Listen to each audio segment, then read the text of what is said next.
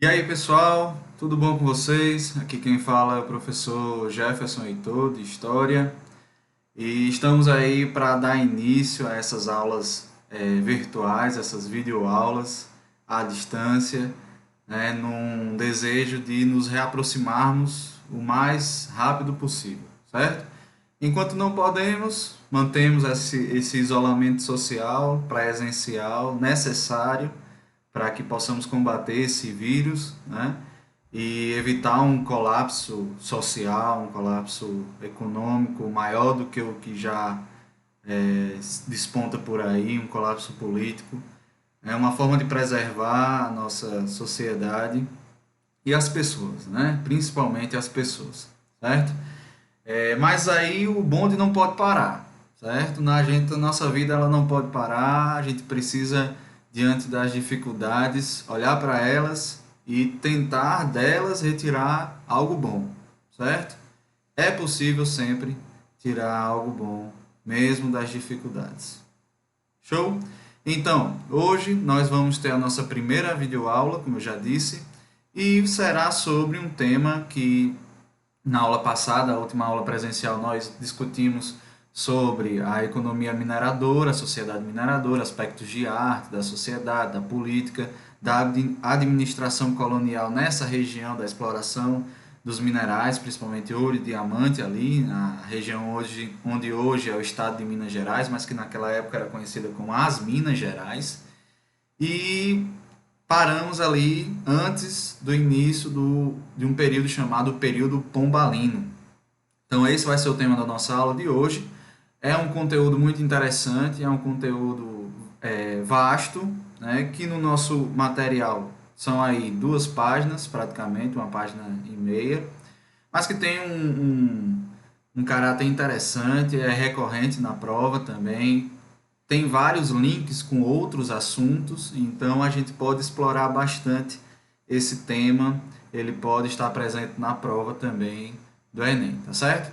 Para a nossa aula, nossa primeira aula, nós iremos utilizar esse recurso que vocês já estão vendo aí na tela de vocês, que é um mapa conceitual, certo? Mapa conceitual, pessoal, para se você não conhece ou tem pouca familiaridade, é um recurso didático-pedagógico reconhecido por vários teóricos da educação que permite que você, ao estudar, perceba as conectividades, a diversidade, a pluralidade que os conceitos têm. Então, muitas vezes a gente tem uma sequência linear das coisas, das ideias, e a gente acha que as coisas acontecem de maneira linear. Mas as coisas não necessariamente, principalmente em história, acontecem de maneira linear, numa sequência cronológica, numa sequência teleológica, que é um conceito de tempo em que a gente pensa sempre que o tempo vai para frente e para cima. Né?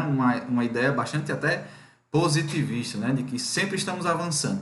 O tempo pode ser cíclico, como os gregos pensavam, ele pode ser em espiral, ele pode ser em blocos, como alguns teóricos aí da física eu já andei lendo aí nesse período de quarentena, né? A gente lê muita coisa.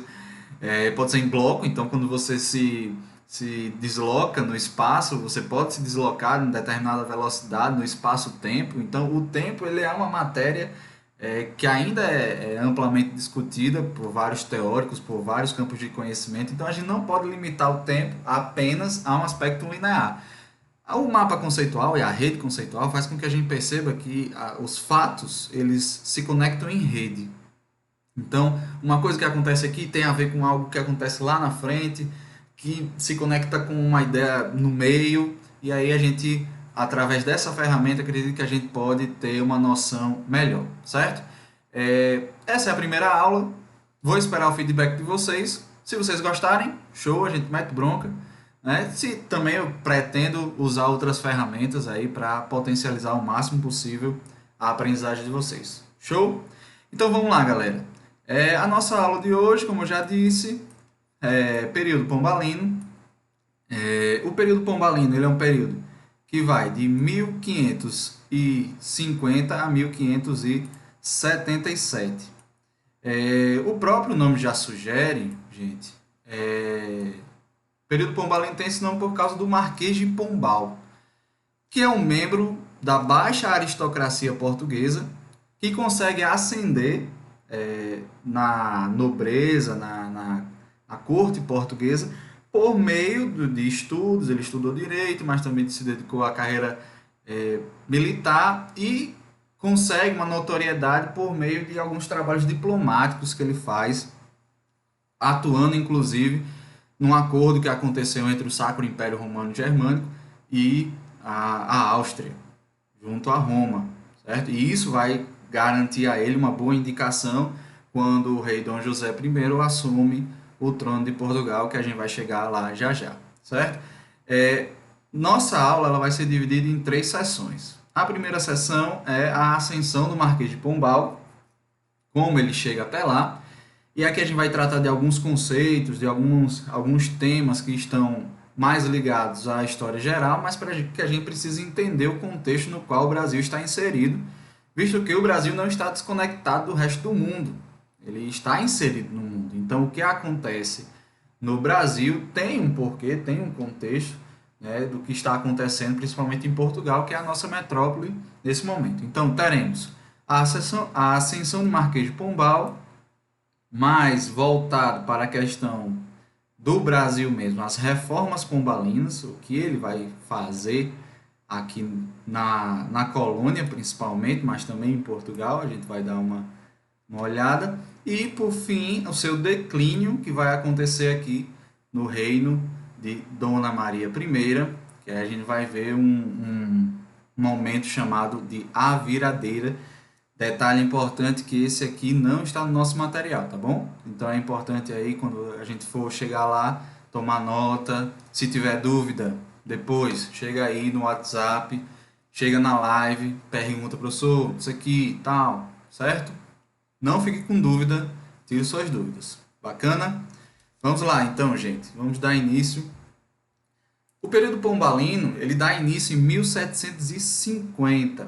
Isso aqui é uma data interessante, gente, para a gente marcar, porque é nesse momento aqui que vai acontecer uma mudança na formação territorial brasileira, certo? 1750, ele marca o Tratado de Madrid, que é um novo tratado feito por Portugal e Espanha, que vai substituir o Tratado de Tordesilhas, que vai definir os novos limites da América Portuguesa e da América Espanhola.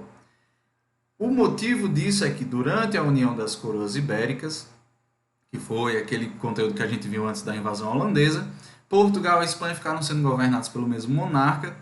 Junto a isso aconteceu movimentos como as entradas, as bandeiras, o sertanismo de contrato, que fez com que muitos colonos portugueses fossem para além dos limites do Tratado de Tordesilhas, e quando se viu, havia uma ocupação de colonos portugueses para dentro do que se chamava América Espanhola. O padrão, digamos assim, o elemento que fez com que se dividisse a partir de agora o que era de Portugal e o que era de Espanha era a língua. Então, o Tratado de Madrid utilizou como elemento, para se dividir a língua. Onde se falava português, ficou de Portugal; onde se falava espanhol, permaneceu para a Espanha. E o Tratado de Madrid já é muito semelhante aos nossos limites territoriais atuais, certo? Então ele é muito importante. Mas não é por isso que o Marquês de Pombal ascende ao poder, né? A essa estrutura de poder. Ele ascende ao poder por causa do início do reinado de Dom José I, rei de Portugal, certo? Dom José I ele assume depois da morte de Dom João V, então rei de Portugal. E quando ele assume, ele vai herdar uma grave crise econômica. A gente vai ver que muito da ascensão do Marquês de Pombal vai se dar num trabalho de reestruturar a economia portuguesa, que vai refletir diretamente na sua administração colonial, e aí pega na gente, certo? Ele mira em Portugal e pega na gente. Obviamente porque nós éramos território colonial, né, do Reino Ultramarino de Portugal. Ok? Então, o Marquês de Pombal, também conhecido como Conde de Oeiras, seu nome de batismo era Sebastião José de Carvalho e Melo. Ele casa 2 vezes, né?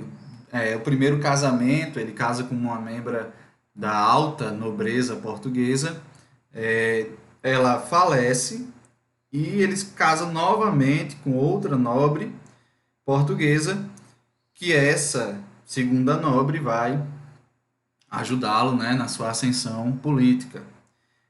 O seu primeiro cargo vai ser como secretário de Estado dos Negócios Estrangeiros, em 1750, e aí depois, em 1755, ele se torna secretário de Estado dos Negócios Interiores do Reino. Logo no início, como secretário dos Negócios Estrangeiros, ele vai atuar em muitas mudanças da administração colonial portuguesa, e depois também ele vai atuar em aspectos mais internos da coroa portuguesa, mudando diversas coisas que continuarão acarretando mudanças aqui no Brasil também. Então, ele ascende ao poder junto ao Dom José I e vai, junto com o Dom José I, herdar essa grande crise econômica da coroa portuguesa que a gente vê aqui. E aqui nós temos alguns dos elementos que vão levar a essa crise econômica. O reinado de Dom João V, ele é conhecido como um reinado de grandes extravagâncias. Diz a história que nas cerimônias públicas, nas audiências públicas do rei Dom João V, ele distribuía moedas de ouro para os pobres, ele era muito pomposo e ele construiu enormes construções, que estão aqui, que são principalmente o convento de Mafra e a sua biblioteca, os aquedutos das águas livres, e várias bibliotecas, como também a de Coimbra. Então, o Dom João V ele vai usar muitos recursos, principalmente do ouro brasileiro, e vai gerar uma grave crise de abastecimento financeiro, não sei nem se tem esse termo, mas de dinheiro, de recursos, e vai gerar, enfim, essa dívida que o Dom José I vai herdar. Junto a isso, junto a essas grandes extravagâncias do rei Dom João V, nós temos aí o contexto da crise do açúcar. Lembrando lá da invasão holandesa, depois da expulsão, depois o pagamento a gente teve que pagar para a Holanda, tipo uma indenização para a Holanda, para ele não tentar invadir de novo, Portugal, a gente não, Portugal. Portugal teve que dar uma colônia, a colônia do Ceilão para os holandeses, e os holandeses começaram a produzir açúcar, que era o nosso principal produto. E aí começou a competir com o nosso produto, e aí, crise do açúcar. Não só isso também, porque a crise do açúcar foi um pouco que suplantada pela descoberta do ouro, deu uma amenizada, mas a questão do ouro ela não resolveu a economia portuguesa, além das extravagâncias do rei Dom João V, por causa de um tratado entre Portugal e Inglaterra, chamado Tratado de Methuen. Vocês podem encontrar também com W aqui no lugar do U. Mas esse Tratado de Methuen foi um tratado assinado entre Portugal e Inglaterra em 1703, no qual se isentava de impostos os produtos ingleses, os panos da indústria têxtil, que vale lembrar da primeira revolução industrial, indústria têxtil. Então havia uma grande demanda de tecidos, nos panos ingleses, e os vinhos portugueses eram isentos lá na Inglaterra. Contudo, há de se convir que é muito mais necessário comprar, é muito mais primário panos do que vinhos. Então, era muito mais importado pano da Inglaterra para Portugal do que vinho de Portugal para a Inglaterra. Então, havia um desequilíbrio da balança comercial. E como é que Portugal fazia com que essa balança comercial se equilibrasse? Com ouro. Ouro de onde? Da gente. Ouro extraído aqui do Brasil, certo? Então, esse tratado de Methuen fez com que todo o ouro brasileiro, grande parte dele, escoasse para a Inglaterra. Além disso, além de todo o ouro que escoava através desse tratado para a Inglaterra, havia muito tráfico de ouro. principalmente nos navios de guerra ingleses, que esses navios eram isentos de vistoria justamente por cláusulas que havia no Tratado de Methven. Então, o navio vinha abarrotado de ouro e não era vistoriado porque havia ali um acordo entre Portugal e Inglaterra de não haver vistorias em navios de guerra. E aí o ouro cada vez mais escoando para a Inglaterra. Show? Nós temos aqui o reinado de Dom José I, esse momento onde o Marquês de Pombal ascende ao poder.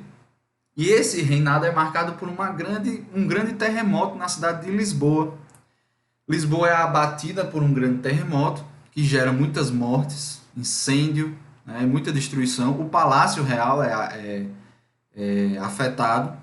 É tanto que o rei ele se muda e forma umas cabanas, né, a tenda, e começa a despachar dessa tenda. Né? E aí dessa tenda se tinha uma ideia de mudar a capital para Coimbra. Né? Membros da corte portuguesa tinham essa ideia de mudar a capital, mudar de Lisboa para Coimbra. E o Marquês de Pombal foi o principal articulador para que permanecesse a capital em Lisboa.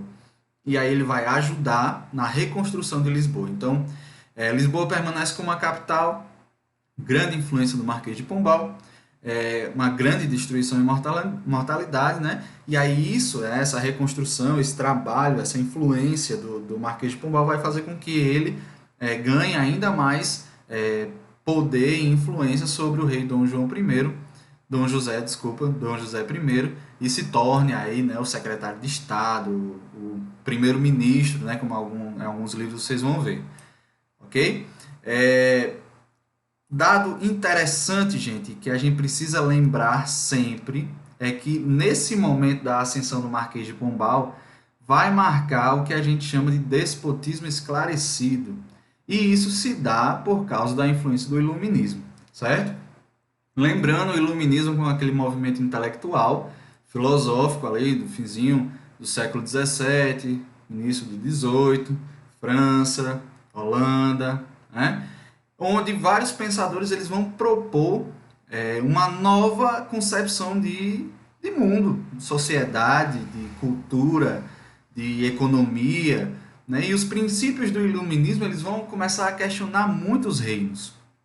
E aí alguns reis, vendo esses princípios como uma forma de modernizar o seu reino, eles vão pegar aspectos do iluminismo para a instrumentalização da burocracia do seu reino.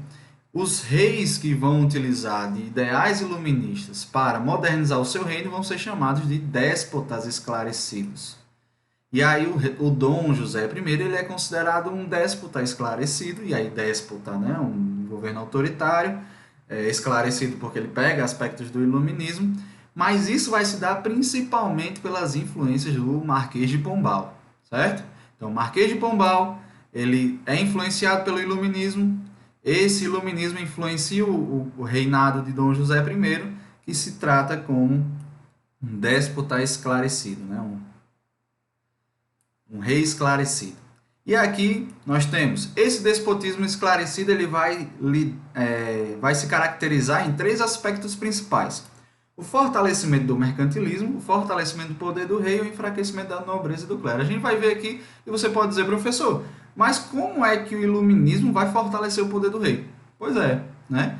É por isso que ele não pega todas as ideias do iluminismo. A gente vai ver que o iluminismo ele vai ser a principal base ideológica, base filosófica da Revolução Francesa, por exemplo, que vai cortar a cabeça do rei, né? Da Revolução Inglesa, que também corta a cabeça do rei. Então, mas a gente vai ver que aspectos do iluminismo, né, como algumas mudanças na economia, como algumas mudanças na educação, vão fazer com que seja considerado um déspota esclarecido. Então vai haver o fortalecimento do mercantilismo, o fortalecimento do rei, o enfraquecimento da nobreza e do clero. O fortalecimento do mercantilismo está ligado à criação das companhias de comércio, lá nas reformas que a gente vai chegar agora lá. O fortalecimento do rei está ligado a mudanças na administração colonial. E esse enfraquecimento da nobreza e do clero está relacionado a aspectos da cultura, principalmente a proibição de autos de fé e visitações da Inquisição portuguesa no Brasil, como também a educação e aí um momento importantíssimo que é a expulsão dos jesuítas, não só do Brasil, como de todo o território pertencente a Portugal. Óbvio que está dentro de um contexto ainda maior, porque havia uma grande crítica aos jesuítas dentro da própria Igreja Católica. Alguns anos depois eles vão ser excluídos da Igreja Católica e vão ser acolhidos pela rainha da Rússia. Que aí depois, na restauração da ordem jesuíta, que eles vão sair de lá da Rússia. E aí hoje o Papa é jesuíta, né? Que interessante como o mundo dá voltas. Então, ficou claro essa ascensão do Marquês de Pombal, influência do Iluminismo, o reinado de Dom José I, terremoto de Lisboa, crise econômica, chega o Marquês de Pombal. E o Marquês de Pombal ele vai modernizar a economia portuguesa. O objetivo dele principal é modernizar a economia portuguesa e fazer com que Portugal ele saia dessa dependência que ele tinha com a Inglaterra. Principalmente isso, certo, gente? Não esqueça desse aspecto. O principal elemento é ele vai tentar desvincular a economia portuguesa da dependência da Inglaterra. E aí ele vai tentar modernizar essa economia. A gente vai ver como. Que são chamadas as reformas pombalinas. As reformas pombalinas elas vão acontecer em 3 aspectos principais que eu destaquei aqui: a economia, a administração colonial e a cultura. A gente vai focar um pouco mais na colônia, certo, gente? No Brasil mesmo. Aqui, na economia, a gente vai ver que vai ser formadas companhias de comércio. O que são isso? O que são essas companhias de comércio? São essas 4 principais. Já existiam algumas companhias de comércio antes do Marquês de Pombal, mas ele vai criar essas companhias como uma forma de monopólio do comércio. Professor, o iluminismo não falava de liberalismo econômico? Como é que uma ideia iluminista vai se aplicar numa economia gerando monopólio? Pois é, as adaptações ideológicas aí, filosóficas, para modernizar a economia portuguesa. Então, isso aqui, ele vai tentar fortalecer o rei, de certa forma, o mercantilismo, garantindo à coroa portuguesa todo o domínio sobre o comércio na colônia, certo? Então, essas companhias de comércio vão obter o monopólio comercial desses produtos nessas regiões. Isso, obviamente, que vai gerar uma oposição de vários comerciantes. Mas aí você fica, mas professor, cadê o iluminismo? Lá na coroa portuguesa, o Marquês de Pombal vai se aproximar dos cristãos novos. Quem são os cristãos novos? São aqueles judeus que foram convertidos à força e que grande parte deles são comerciantes. Então ele vai amenizar a fiscalização da igreja, né? Vai enfraquecer a Inquisição e vai se aproximar dos cristãos novos, favorecendo, né, isenção fiscal, empréstimos, e aí isso vai fazer com que em Portugal se crie, né, uma maior autonomia econômica, mas na colônia, monopólio, certo? Então a gente vê aqui, mal aí, então a gente vê aqui a Companhia de Comércio, né, do estado do Grão-Pará e Maranhão, pesca das baleias, agricultura de vinhas do Alto Douro, e Pernambuco e Paraíba. A gente vê que sempre a partir de 1555, que é quando ele ascende mesmo ao primeiro escalão, digamos assim, a ser primeiro-ministro mesmo, né? Então essas companhias de comércio têm o monopólio comercial. Na economia ele incentiva as manufaturas em Portugal. Isso principalmente com os cristãos novos, como eu já falei, dando isenção fiscal e empréstimos. Isso aqui vai favorecer uma maior autonomia econômica do Reino de Portugal. Tá? Isso aqui vai garantir ao Marquês de Pombal a oposição daqueles que eram importadores. Então, digamos assim, existe o Tratado de Methuen que garante a isenção fiscal dos panos ingleses. Eu favoreço manufaturas em Portugal e aí eu posso garantir que a renda não saia para a Inglaterra, mas permaneça dentro do reino, tá? Além disso, a criação de escolas de comércio justamente para favorecer o ímpeto comercial dos portugueses, ok? No aspecto da administração colonial, nós vamos ter a restrição do Conselho Ultramarino, Era um órgão que deliberava sobre aspectos da administração colonial. O Marquês de Pombal ele vai assumir, vai centralizar um pouco mais de decisões para ele e vai restringir a ação do Conselho Ultramarino. Vai comprar todas as capitanias que ainda pertenciam a donatários para a coroa. E aí essas capitanias hereditárias elas passam a ser capitanias reais. Percebem como é um processo de centralização?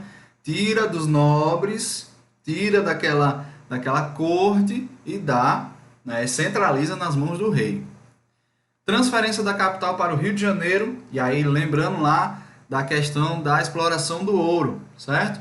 A transferência da capital para o Rio de Janeiro é uma questão de logística, porque é mais fácil escoar o ouro que está sendo extraído ali na região de Minas para o porto do Rio de Janeiro do que para Salvador, por aspectos de topografia, distância, entre outros, ok? Então, é um aspecto de logística, de administração.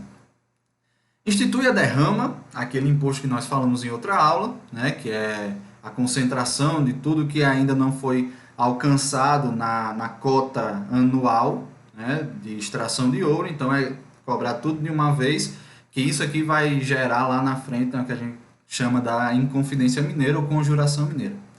E a elevação do Brasil a vice-reinado, tá? Dando aí um pouco mais de status acima de uma colônia, mas que, em vias de regra, não vai mudar muita coisa. No aspecto cultural, gente, a gente vai ver algumas coisas muito interessantes. Primeiro aspecto, ele extingue, o Marquês de Pombal extingue as visitações e os autos de fé. A gente sabe que houveram algumas visitações da Inquisição Portuguesa no Brasil, mas foram poucas, se eu não me engano, foram 2. E aí passou a haver a questão das denúncias. Então, haviam denúncias de pessoas aqui que eram enviadas para Lisboa, para Portugal, e aí eram julgadas lá, e se a pessoa fosse mesmo, digamos, solicitada para depor, para ser, né, investigada, ela era levada lá para Portugal para ser julgada, né? Isso vai acabar com a presença do Marquês de Pombal, que é interessante, vai acabar na colônia, mas lá em Portugal ele vai usar a Inquisição ao seu favor. No aspecto cultural também, algo muito importante, gente, que a gente não pode esquecer, é a questão desse Alvará Régio, de 1759, que é uma reforma na educação, que na história da educação é um grande marco, que é o fim da educação jesuítica. Então, até esse momento, os jesuítas eles tinham, digamos assim, um monopólio da formação intelectual na colônia. Óbvio que era uma formação elitista, e essa reforma da educação não vai mudar isso. Não vai dar acesso às pessoas mais pobres à educação. Vai continuar sendo uma educação elitista. Mas o que vai mudar é que agora a educação ela vai ser pautada pelo Estado, pela coroa portuguesa. E vai se começar a formar uma estrutura burocrática para atender as demandas da educação. Então, esse Alvará Régio, ele põe fim à educação jesuítica. A partir daqui existe a expulsão do jesuíta, que a gente vai detalhar mais à frente. Com esse Alvará Régio se cria as aulas régias ou avulsas, né? Eram aulas soltas e aí que substituíam, digamos assim, o currículo jesuíta, que era o chamado quadrivium, que era latim, grego, filosofia e retórica. Essas aulas régias elas eram ministradas por professores régios, e aí começa aquela labuta de todo professor, né? E esses professores eram selecionados por concurso público. Detalhe, gente, aqui também se cria, para sustentar essa estrutura aqui de educação, se cria um imposto chamado subsídio literário. Esse imposto ele é cobrado sobre o vinho e a carne, e a sua arrecadação é para pagar, digamos assim, os salários, né, dos professores e a estrutura da educação. A expulsão dos jesuítas ela está dentro de um contexto em que o Marquês de Pombal acusa os jesuítas de quererem fazer um governo teocrático na colônia, no domínio dos índios, fazendo com que os índios fossem deles, né? Então, na expulsão dos indígenas está que eles são rebeldes, traidores, adversários e agressores. Eles são expulsos da colônia portuguesa, Brasil no caso, e da coroa portuguesa também, porque eles são acusados de tentativa de regicídio, um atentado que houve ao rei Dom José I, quando ele voltava da casa da sua amante, né? E aí o Marquês de Pombal faz toda uma artimanha lá para ligar os jesuítas a essa tentativa de execução do rei de Portugal. Ainda no aspecto tanto da cultura como da administração colonial, o Marquês de Pombal ele vai criar um documento muito importante chamado Diretório dos Índios, de 1755, né, logo quando ele ascende como o primeiro secretário de Estado. E aí, quais são os elementos desse Diretório dos Índios? Os índios eles passam a ser tutela do Estado, o Estado que vai cuidar dos índios, não apenas, não só os jesuítas, certo? Nas missões.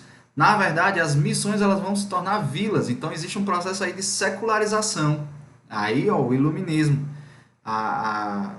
deixa de ser uma organização religiosa e passa a ser uma organização secular, séculum, mundo, certo? De secularização. A tutela dos índios passa ao Estado, se proíbe a escravização indígena, e aí lembrando lá da bula Sublimes Dei que também proibia, mas tinha todo aquele aspecto, né, da guerra justa. Se proíbe o uso do termo negro, se permite casamento de colonos com indígenas, que era proibido. Se obriga o uso da língua portuguesa e aí se substitui a questão do Iengatu, aquela língua geral criada pelos jesuítas. Agora é obrigado que todos falem português, aí mostra, né, uma necessidade de dominação cultural dessa cultura portuguesa. A punição por discriminação, caso fosse índio, a gente vai ver vários casos em que os indígenas eles vão reclamar ao rei de Portugal por pessoas tomarem as suas terras. E é muito interessante porque nós temos a documentação de uma pessoa, por exemplo, que ora ela se declara indígena, ora ela se declara não indígena, de acordo com as suas conveniências. E aí é interessante a gente pensar hoje, né? Quem é o índio hoje? Quem pode se declarar índio hoje? A FUNAI diz uma coisa, alguns antropólogos dizem outra. As missões tornam-se vilas, processo de secularização, e os índios eles se tornam súditos dos reis. Ficou aqui juntinho, né? Mas aqui os índios tornaram-se súditos do rei de Portugal, ok? Então, esses são os principais aspectos das reformas do Marquês de Pombal aqui na colônia, né? Aspectos da economia, da administração e da cultura, principalmente a expulsão dos índios, dos índios não, gente, dos jesuítas, e a mudança na educação, tá? E aí a gente vai ver como é que o Marquês de Pombal vai perder espaço. Como a gente viu, o período pombalino ele vai de 1750 a 1777, e ele é bem marcado pelo governo do rei Dom José I. Então, quando Dom José I morre, assume a sua filha, Dona Maria, e Dona Maria dá início a um processo histórico chamado de A Viradeira, que é justamente mudar tudo o que o Marquês de Pombal tinha feito. Disse que Dona Maria era muito católica, né, e havia muita influência da igreja sobre ela. Então, o que ela vai fazer? Ela demite o Marquês de Pombal, ela cria o alvará de proibição de indústrias e manufatura, que extingue as companhias de comércio, essas companhias de comércio aqui que a gente já viu em outro momento, né? Como eu já falei, ela era muito católica, então é grande influência da Igreja Católica, mas ela mantém os incentivos à educação e à parceria com os comerciantes, principalmente os cristãos novos, o que vai marcar uma retomada do domínio comercial inglês, certo, gente? Detalhe interessante, Dona Maria I, ela é mãe, ela é mãe de Dom João VI, que vai ser, né, o príncipe regente, na época ele era príncipe regente, que vai trazer a corte portuguesa aqui para o Brasil, certo? Dona Maria, depois ela vai ser chamada Dona Maria Louca, né, morre aqui, né, entre nós, e, enfim, não, na verdade, ela morre aqui entre nós, e marca, né, ela marca um processo de início de emancipação política do Brasil, porque o seu filho, Dom João VI, vai trazer toda a corte para cá. Certo, gente? Então, ficou claro para vocês? Espero que sim. Aqui um apontamentozinho para registrar, né? Então, período pombalino, a ascensão, crise econômica, o terremoto, a influência do iluminismo. O segundo ponto, as reformas administrativa, na educação, né, cultura e comercial. E o declínio, processo chamado a viradeira. Beleza? Qualquer dúvida aí, galera, só mandar uma mensagem. Tamo junto, é isso, tudo isso vai passar. Beleza? Vai passar. Estudem, estou à disposição de vocês. Valeu? Deus os abençoe. Até mais.